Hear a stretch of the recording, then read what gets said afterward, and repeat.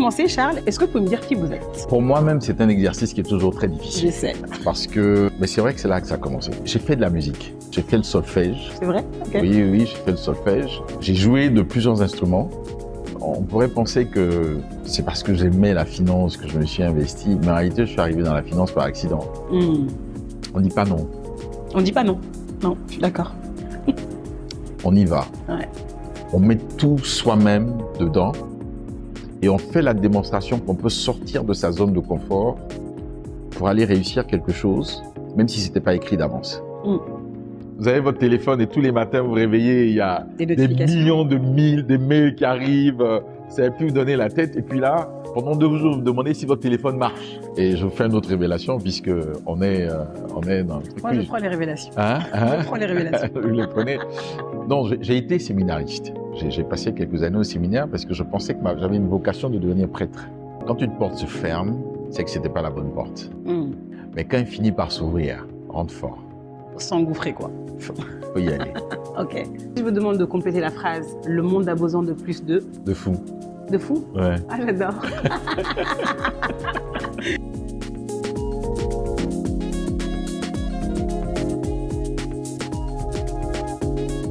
Bonjour Charles. Bonjour Gare. Je suis vraiment très heureuse de vous recevoir sur Gat&Berry. Et je remercie Carole de nous avoir connectés. C'est un plaisir partagé. Vous savez, à chaque fois, les invités l'audience du podcast me demandent comment je fais pour rencontrer des invités exceptionnels, comme vous aujourd'hui. Et je leur dis toujours que c'est grâce au pouvoir des rencontres. Et effectivement, moi, je venais en Côte d'Ivoire là pour l'Africa CEO Forum. Ouais. Et un ami Hamza m'a présenté à Carole. Et Carole, on s'est appelé pour 5 minutes. Ça a duré 1h30. Ouais. Carole qui gère votre véhicule philanthropique, Futur Africa. C'est ça. Et elle me parlait de vous d'une manière où je me suis dit, en fait, moi, je veux connaître Charles. Je veux connaître Charles. Et c'est ce qu'on va faire aujourd'hui, pendant cet instant qu'on va passer ensemble. Bah, écoutez, je vais me prêter à l'exercice. Super. Bah, pour commencer, Charles, est-ce que vous pouvez me dire qui vous êtes?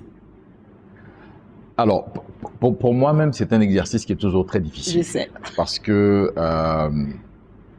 avec le temps, je pense que j'ai eu un peu de mal à me définir d'une façon unique. Parce que j'ai fait sûrement beaucoup de choses. J'ai touché à pas mal de secteurs, à pas mal d'activités.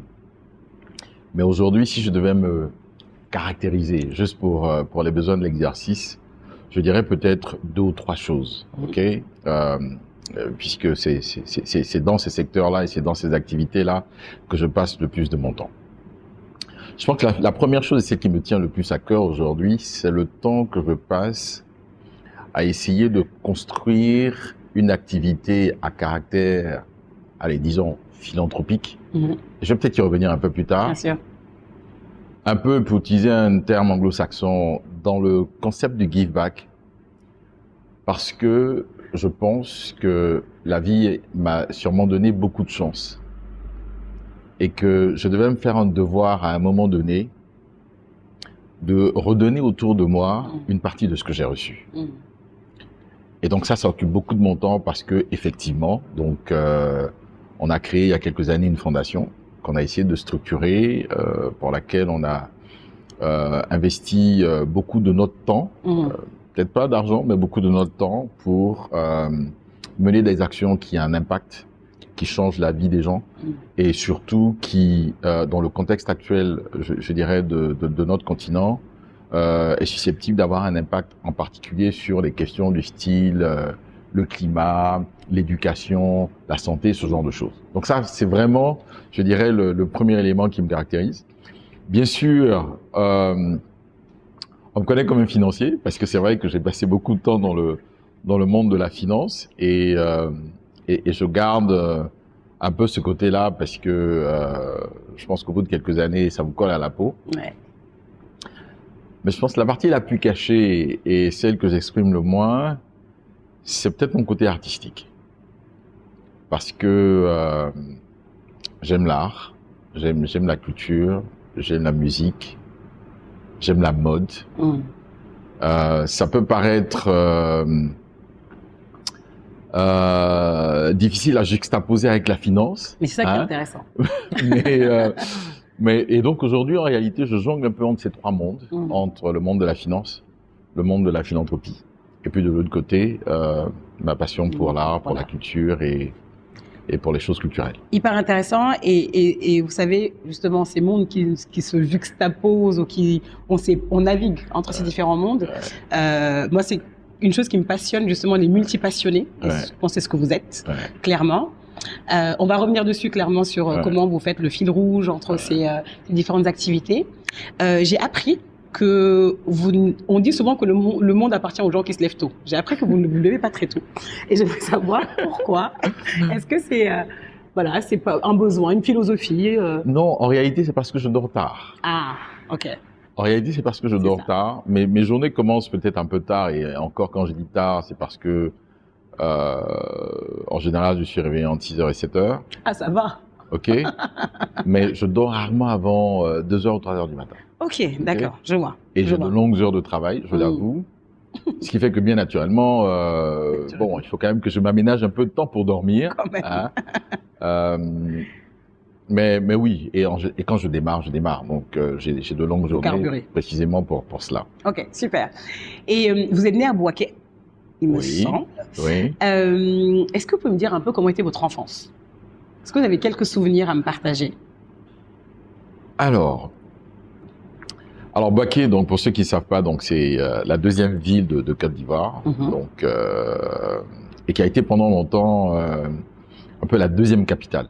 C'était une ville très vibrante, mais surtout, je pense qu'elle était caractérisée cette ville par deux ou trois choses. La première, c'est qu'elle avait un collège très célèbre, collège Saint-Viateur, qui faisait la fierté d'ailleurs du pays, parce que beaucoup de personnes qui aujourd'hui font partie de l'élite, si on peut l'appeler comme ça, ont fait leur classe à Saint-Viateur. C'était une école catholique. Et j'ai une histoire particulière avec cette école et je vais peut-être y revenir un peu plus tard. Et puis l'autre chose, c'est que il y avait un fameux carnaval à Bouaké qui drainait beaucoup de monde. Ce qui fait que Bouaké était connu pour être un centre d'attraction et de rencontres culturelles, d'activités. Et c'était très intéressant parce que jeune, justement, on attendait ces moments-là, des moments de fête, de joie, etc. Et une des choses qui était intéressante, c'est qu'à l'époque, justement, il y avait une fanfare qui animait, qui rythmait les activités du carnaval. Et tout gosse, bien sûr, une des choses dont je rêvais, c'était de faire partie de cette fanfare. Et donc, oui, j'ai beaucoup aimé Bouaké. Est-ce que votre fibre artistique, elle s'est en partie? Oui, elle a commencé là. Elle a commencé là. Et c'est vrai que, alors, c'est peut-être la première fois que je vais en parler. Allez-y. Mais c'est vrai que c'est là que ça a commencé. J'ai fait de la musique. J'ai fait le solfège. C'est vrai? Oui, j'ai fait le solfège. J'ai joué de plusieurs instruments. Je me suis spécialisé pour la fanfare comme tambour. Et la particularité des tambours, c'est qu'on était en première ligne. Ok. Et j'aimais bien ça. J'aimais bien l'idée de pouvoir défiler en tête. D'être leader. Ok. Et surtout, bien sûr, donc parce que j'ai appris la musique, parce que j'ai appris du tambour. Après, j'ai fait de la batterie. On avait un petit orchestre à l'époque. Et je pense que le temps et la passion que j'ai aujourd'hui pour la musique, des raisons pour lesquelles d'ailleurs je suis investi pas mal dans cette activité-là sur le plan philanthropique, ça vient peut-être de là. Ok. Du fait que des jeunes, hein, j'étais en 6e déjà, donc à 10-11 ans, peut-être un peu plus tard que d'autres sur ces aspects-là, mais ça a commencé très tôt. Et c'était un peu la même chose pour l'art et la culture. Beaucoup de gens ne savent pas que j'ai fait de la couture. Ok. Oui, j'ai appris à coudre. Et ça, vous le faisiez justement à côté des cours? Alors, quel est l'environnement qui vous permettait de faire ça? C'est pas commun. Alors, c'est pas commun, mais pour la petite histoire, vous savez, à l'époque, quand je passais le bac, j'ai fait un bac scientifique, j'ai fait un bac C, mais il y avait cette possibilité de faire des disciplines additionnelles Des pour options. avoir des options pour avoir des points. Ouais, ouais. Et moi, j'ai choisi 2 options. Couture et dessin. Ok. Donc, parce que je dessinais Hein? et je faisais de la couture. Et j'ai eu la chance, bon, au-delà du fait que ma mère elle cousait, elle me faisait toutes mes tenues. Et donc, c'est de là qu'est venu l'intérêt que j'avais pour la couture. Mais après, j'ai appris. J'avais une de mes cousines qui faisait des cours de couture. Et chaque fois qu'elle revenait de ses cours de couture, elle m'enseignait tout ce qu'elle apprenait. J'adore. Et donc voilà. Et donc, je l'aidais pour ses devoirs. Pour ces patrons qui devaient faire, Exactement. Et moi, elle m'aidait et comme je savais que j'avais mon petit coup, et je me suis retrouvé donc, pour la petite histoire, seul dans une classe, dans une salle du bac, avec que des filles autour de moi. Donc j'étais un peu la risée parce que on se demandait ce que je faisais là. Et donc c'est pour dire que tous ces éléments de passion qui aujourd'hui constituent pour moi des activités et que peut-être beaucoup de gens ne comprennent pas, viennent du fait que ce sont des choses auxquelles j'ai touché. Et depuis longtemps. Depuis longtemps. Ce sont des choses qui ont façonné un peu ma vie. Pour des raisons professionnelles, naturellement, je m'en étais un peu écarté, puisque j'ai fait de la finance un métier. Ça, on va revenir dessus. OK. Mais ça vous rattrape toujours. Ouais, c'est ça. et du coup, quand vous étiez enfant, vous rêviez de devenir quoi? Vous savez, on a toujours ce rêve d'enfant, je voudrais faire tel métier. Non, pilote de chasse. Pilote de chasse. Ouais. Okay. Alors, rien à voir. Non, mais rien à voir. Rien à voir parce que, alors, pour 2 raisons. D'abord parce que je voulais devenir militaire. Ça venait d'une relation particulière que j'avais à la maison qui était militaire. Okay. J'aimais la discipline, j'aimais l'ordre, j'aimais le fait de voir les choses carrées. Ouais. Et puis surtout, j'aimais l'aviation. Et d'ailleurs, plus tard, j'ai même pris des cours de pilotage. Donc, ça fait partie aussi des choses que j'ai faites un peu plus tard. Malheureusement pour moi, j'ai eu très tôt des problèmes avec mes yeux. Okay. Et ça a été un handicap. Parce que, donc, à l'époque, il était hors de question de faire une école supérieure en aéronautique, notamment pour devenir pilote quand on avait des problèmes d'yeux. Mais j'ai passé quand même le concours à l'époque pour entrer à l'école supérieure d'aéronautique. Bon, malheureusement, j'ai pas été retenu sur les aspects médicaux. Mais je voulais devenir pilote de chasse. Et pour 2 raisons. Au-delà du fait d'être militaire, c'est parce que j'aimais l'idée et ça rejoint en fait un autre des sports qui pour moi est une vraie passion aussi et sur lequel on reviendra aussi sûrement. J'aime la Formule 1. Parce que, vous savez, la Formule 1, je crois que c'est le sport qui émule le plus le monde de l'entreprise. Ok. Je vais l'expliquer pourquoi. Ouais, Notre monde évolue très vite. Ça va très vite. Les changements, les bouleversements, on les voit au quotidien. Mais dans une course de Formule 1, il y a un pilote, il n'y en a pas 2. Les entreprises, c'est pareil. Il y a un patron.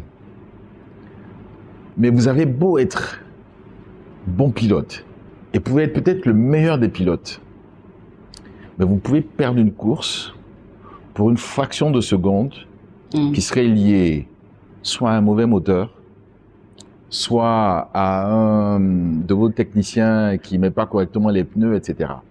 Ça magnifie l'esprit d'équipe.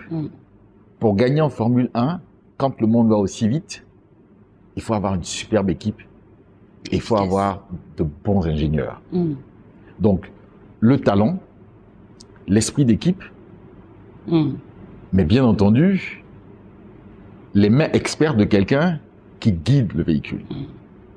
Et pour moi, ça c'est venu très tôt. L'idée d'être, de faire quelque chose où il y a certes une compétence particulière et individuelle qui est mise en œuvre, mais qui ne peut se faire que parce qu'on travaille avec d'autres personnes. Ouais. Et surtout d'avoir la congruence entre la vision que vous avez et que les autres suivent et soient embarqués. Absolument. Ouais, absolument. Je suis complètement en phase. Et je sais que vous êtes aussi très ancré dans votre culture, que là, tout de même, oui, je pense. Qu'est-ce que ça vous a apporté à titre personnel, de durable, cet ancrage culturel dans votre parcours, j'ai envie de dire, votre évolution? Alors, vous savez, le vrai danger de nos vies actuelles, sous prétexte de modernité, C'est finalement un matin de se réveiller et de se rendre compte que finalement on n'a plus de racines. C'est ça.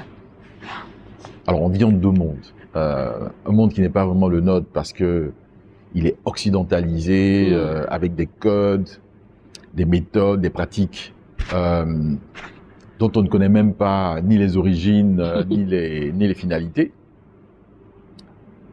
Alors qu'on est africain. Alors qu'on est fondamentalement africain. Et que être africain, quel que soit l'endroit où on est sur ce continent-là, ça vient avec quelque chose de très, je sais pas comment dire ça, très enraciné. Quelque chose qu'on porte. Et ça, j'ai toujours eu peur de le perdre. Ok. Ce qui fait que j'ai été dans un jeu de va-et-vient presque constant entre aller chercher ce qu'il y a sûrement de meilleur dans le monde moderne, mais en n'oubliant pas d'où je viens, d'où je suis né, justement, d'une petite ville ivoirienne qui s'appelle Bouaké, dont personne n'a peut-être entendu parler. Mais je connais mon village, je connais mes villages, je connais mes villages paternels et maternels. Ce sont des endroits où j'ai été, où je continue d'aller d'ailleurs, puisque je suis de temps en temps présent, donc que ce soit avec la famille ou à titre personnel dans mon village paternel.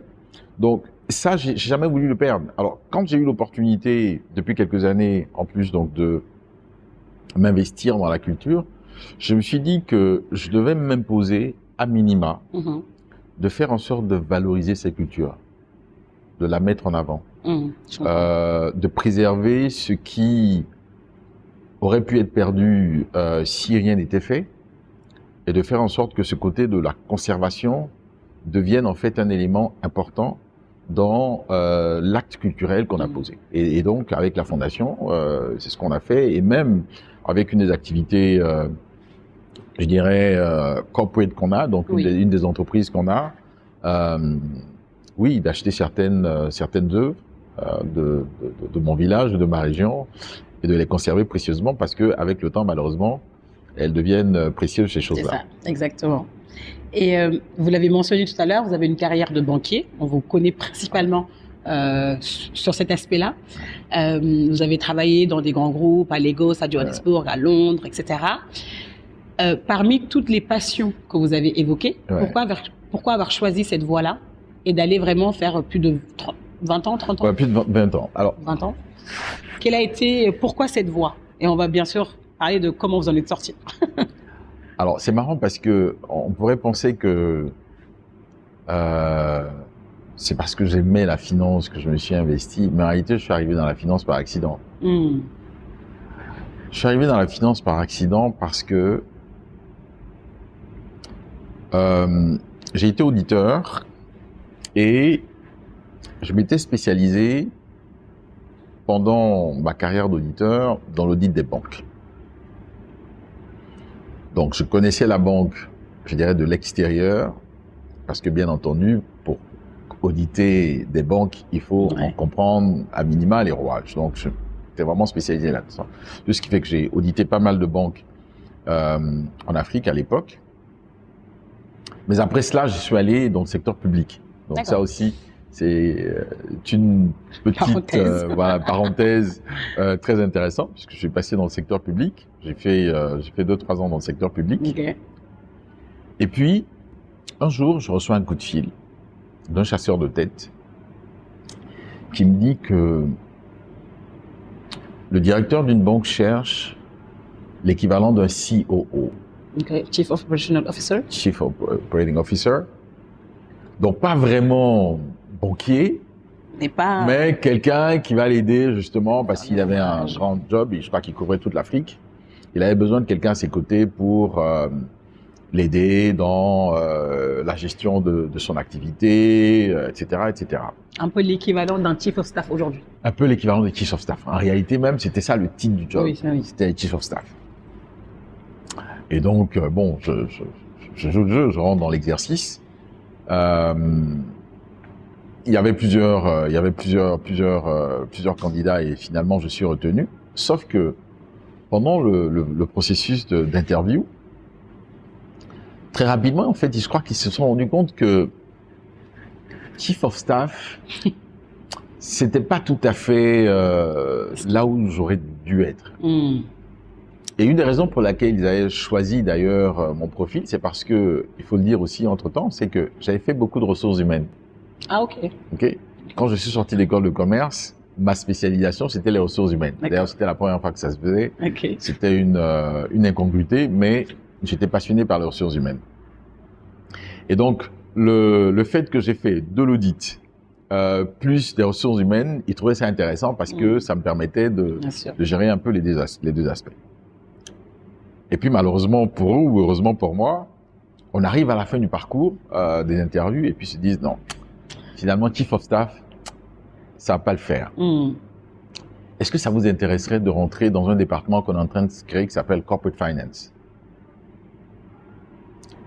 Et là, je peux le dire aujourd'hui, j'avais jamais fait, non mais sérieux, j'avais jamais fait de banque dans la pratique, ni sous cet angle, ni sous d'autres. De l'ingénierie financière, certes, j'avais fait de la modélisation parce que je gérais une équipe d'analyse financier dans le secteur public justement, mais c'était un pari. Oui. C'était un pari fou parce que je me voyais confier là avec une feuille blanche de monter un département d'ingénierie financière from scratch, dans ce qui était la première banque au monde à l'époque. Citigroup. Citigroup, ok. Okay. C'est comme ça que ma carrière a commencé. Et une petite question par rapport à ça. Dans ces moments-là où justement on vous propose quelque chose que vous n'avez jamais fait, qu'est-ce que vous vous dites? Non, c'est comme ça que j'ai bâti toute ma carrière en réalité. Voilà, on vous donne quelque chose, vous ne savez pas, mais vous y allez quand même. J'ai pris des risques. Et donc, confiance. Pour moi, c'est ça le sujet. Ouais, je suis d'accord, c'est pour ça que je veux revenir dessus. Le dessus. sujet, c'est de dire, on ne dit pas non. On ne dit pas non. Non, je suis d'accord. On y va. Ouais.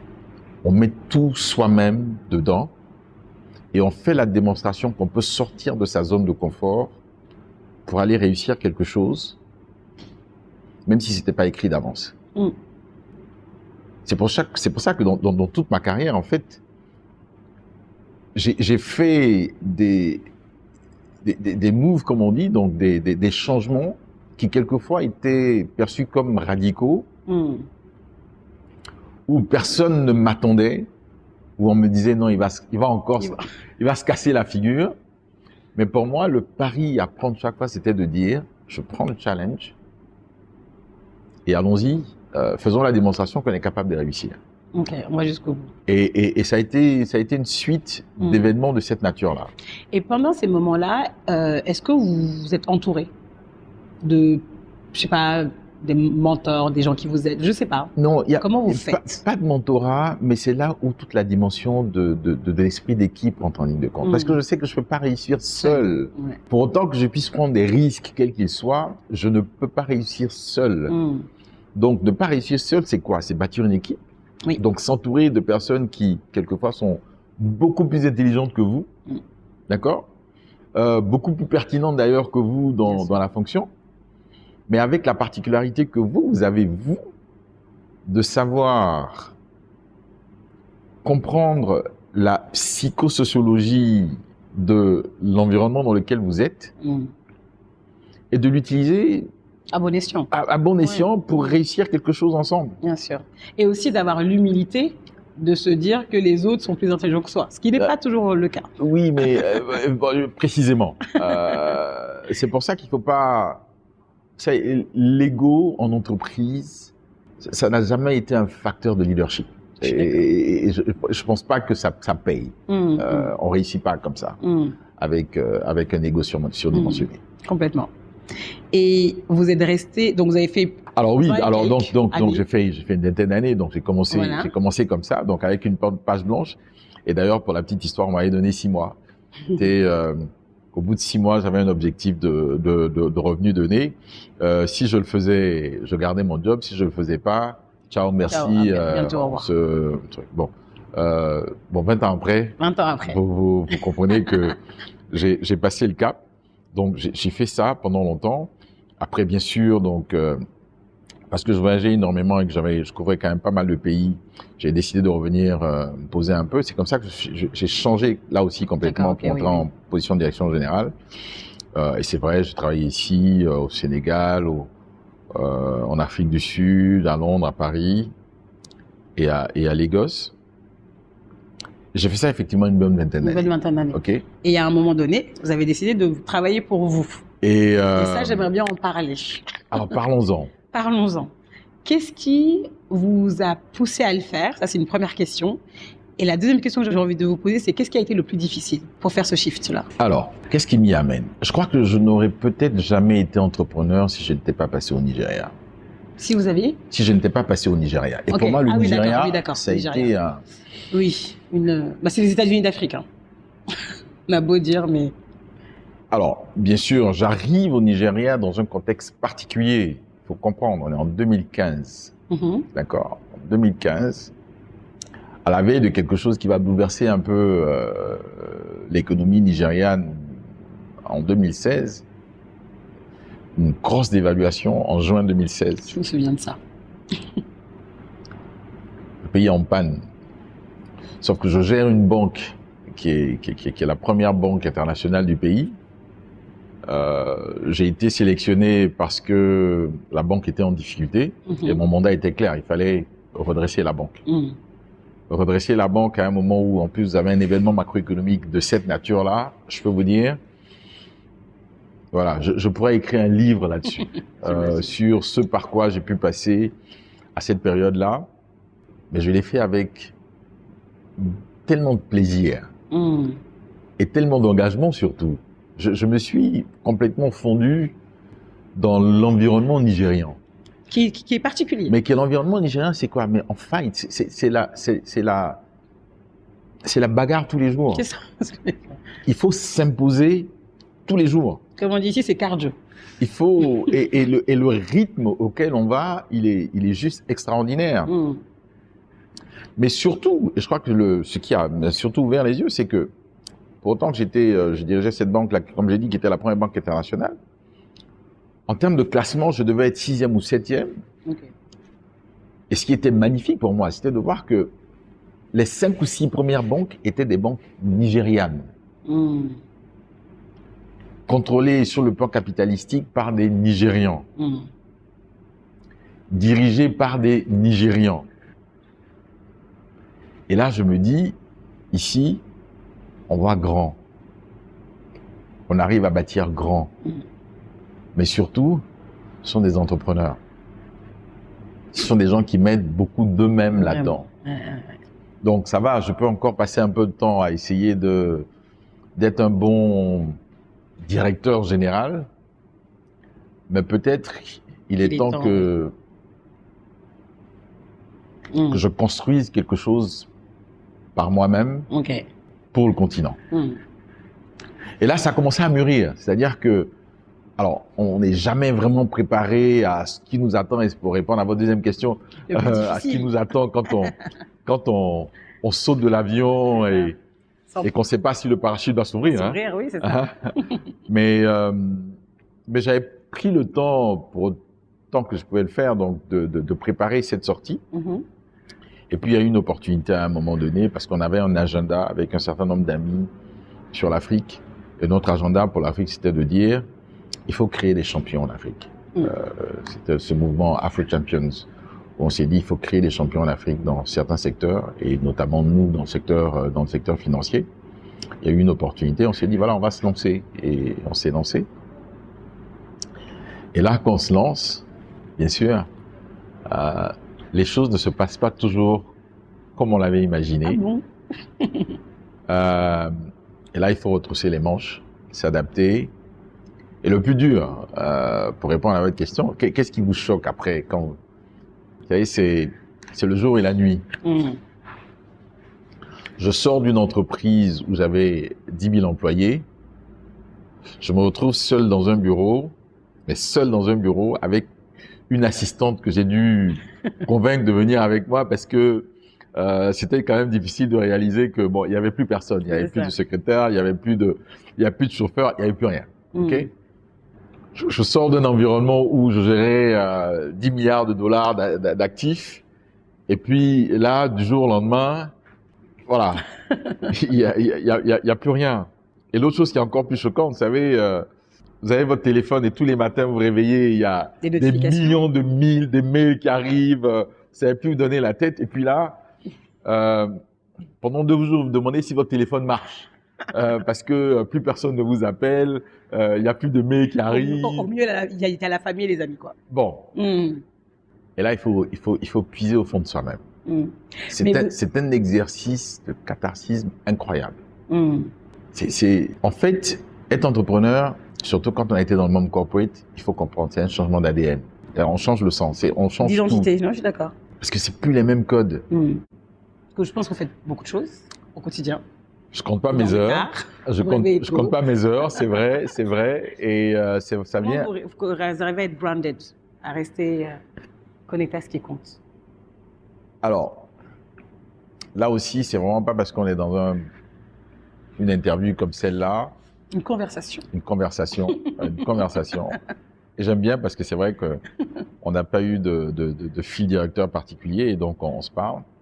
Mais je crois que dans tout cela, et surtout quand on a traversé une certaine période, la foi, c'est important. La foi.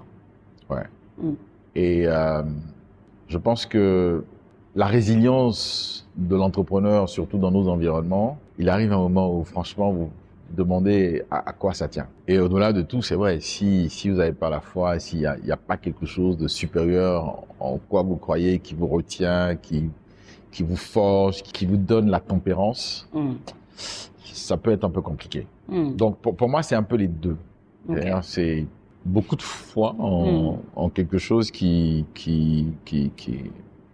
Et je vous fais une autre révélation puisque on est dans le truc. Moi, je prends les révélations. Je prends les révélations. Vous les prenez.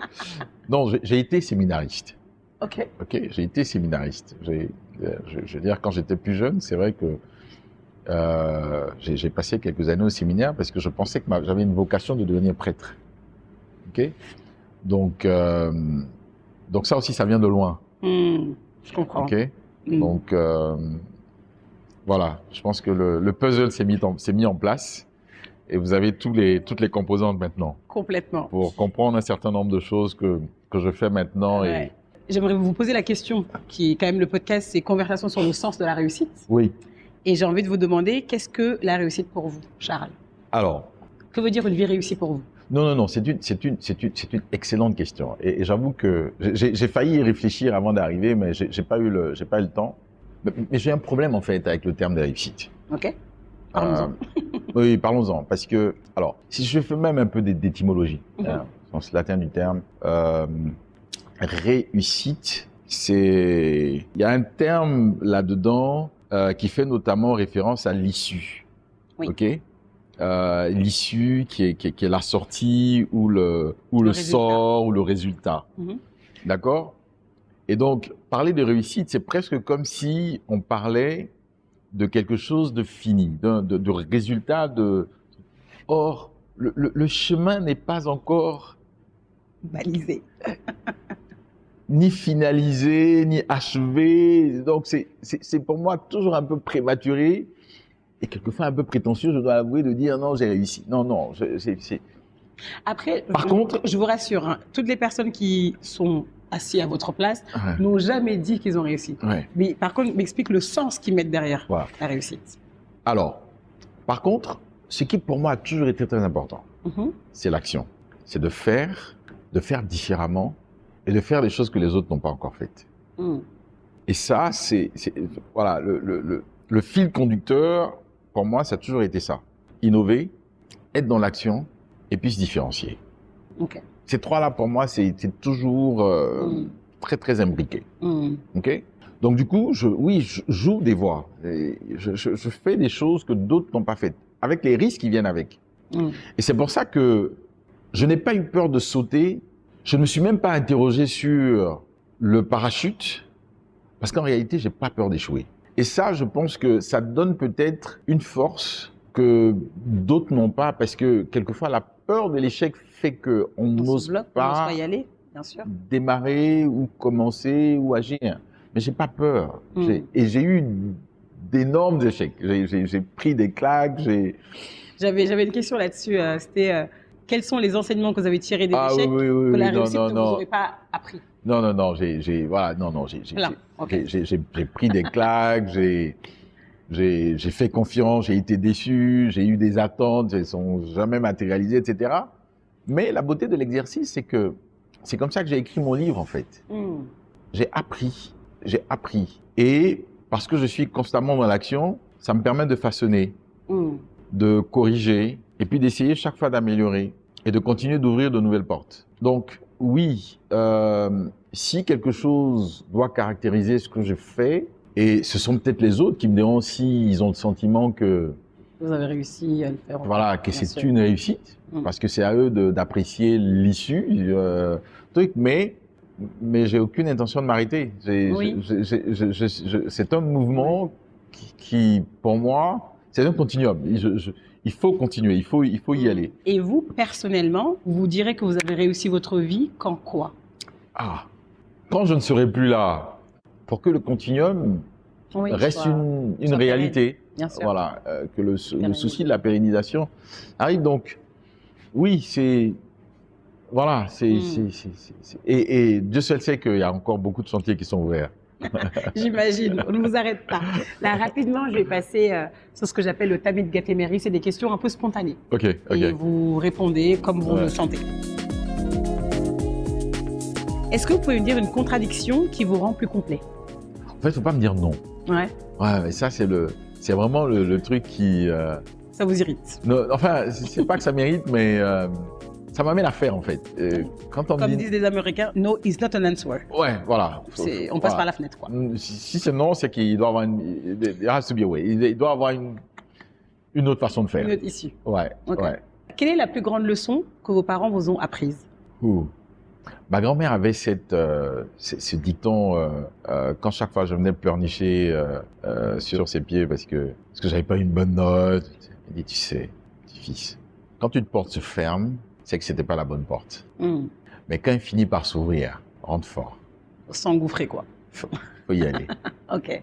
Donc oui, c'est vrai, il y a eu beaucoup de portes qui se sont fermées, mais je me suis dit chaque fois, bon, c'était pas celle-là, c'était pas la bonne. Si j'ai pas été Quand la pris, Par contre, voilà. oui, c'est le sujet aussi, c'est de savoir saisir les opportunités quand elles sont là. Ouais. C'est-à-dire quand elles s'ouvrent, Mais quand on elles y va s'ouvrent, vraiment. On y va. faut pas aller petit. J'adore.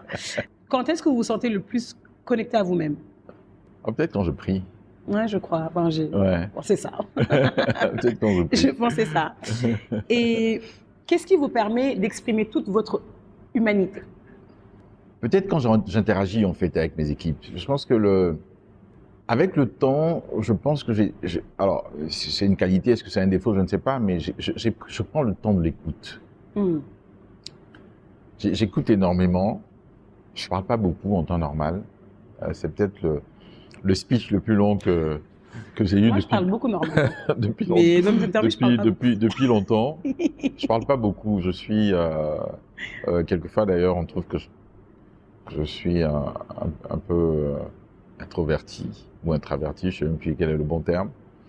Mais je prends le temps de l'écoute. Mm. Parce que écouter, c'est important. Et donner du temps à certaines personnes pour écouter ce qu'elles ont à dire, sans tout de suite ni porter de jugement ou réagir, etc. Je pense que ça fait une grosse différence. Mm. Et ça, j'aime bien ça. J'aime prendre le temps d'écoute. Et si je vous demande de compléter la phrase, le monde a besoin de plus de fou. De fou? Ouais. Ah, j'adore. Ouais, je suis d'accord. Moins de normes. Ok. Super. Vous attendiez à quoi? Je m'attendais, ça ne m'étonne pas, je m'attendais à rien. Mais votre réponse ne m'étonne pas. Parce que justement, en tout cas, c'est l'image que j'ai de vous. Vous êtes, je pense, très discipliné, très rigueur, etc. Mais je ne sais pas ce que vous êtes fou, je pense, que vous arrivez à faire toutes ces choses. Ouais, je pense aussi. Voilà. Est-ce que, Charles, vous avez quelque chose à ajouter? une question. Je vous ai posé pas mal de questions, Ouais. j'avoue. Mais je sais pas, un mot de la fin. Non, je pense que l'exercice était... Même ce que vous avez, Non, l'exercice était intéressant. L'exercice était intéressant. Et peut-être pour finir sur les dictons, les proverbes de ma grand-mère. Comme ça, on aura, encore une fois, grounded. On disait, tu sais, mon fils, tant que tu es en vie, il n'y a que la mort qui gâte tout, mais tant que tu es en vie, même les choses les plus inimaginables peuvent se produire. Avoir la foi. Donc, aie confiance, voilà. Faut avoir confiance. Tant que tu es là. Donc, c'est pour ça que je ne jette pas l'éponge Oui, non, je pense pas que vous étiez une éponge facile. trop vite. Voilà. Super. Bah, écoutez, Merci beaucoup. merci à vous, En vraiment. tout cas, c'était une conversation fort intéressante. Pour moi aussi, j'ai beaucoup appris. Merci. Merci. À bientôt. Au revoir.